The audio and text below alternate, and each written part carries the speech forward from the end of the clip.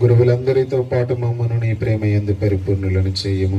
నేడు దివ్యబలిలో ప్రార్థించమని కోరిన ప్రతి బిడ్డ ఉద్దేశాన్ని దీవిస్తూ ఈ సంఘాన్ని, మరి ముఖ్యంగా ఈ కార్యక్రమం నిమిత్తం సహాయపడిన ప్రతి ఒక్కరిని దీవించమని ప్రార్థన చేస్తూ ఉన్నాను. ఉత్థానమగుదమను నమ్మికతో చనిపోయిన మా సహోదరి సహోదరులను, ఈ యొక్క సంవత్సరంలో మరణించిన ప్రతి బిడ్డ యొక్క ఆత్మను,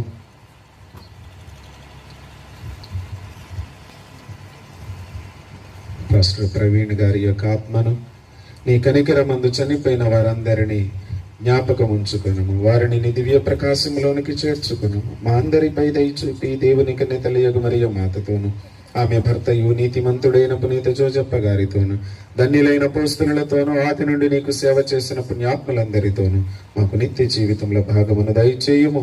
అప్పుడు వారితో కలిసి మేము నీ కుమారుడు యేసుక్రీస్తు ద్వారా నిన్ను స్తుతించి మహిమపరచుదుము. ద్వారా క్రీస్తుతో, క్రీస్తునందు సర్వశక్తి గల పితయైన సర్వేశ్వర పవిత్రాత్మతో ఏకమయ్యుండు నీకు యుగ యుగములు గౌరవ మహిమలు కలుగునుగాక.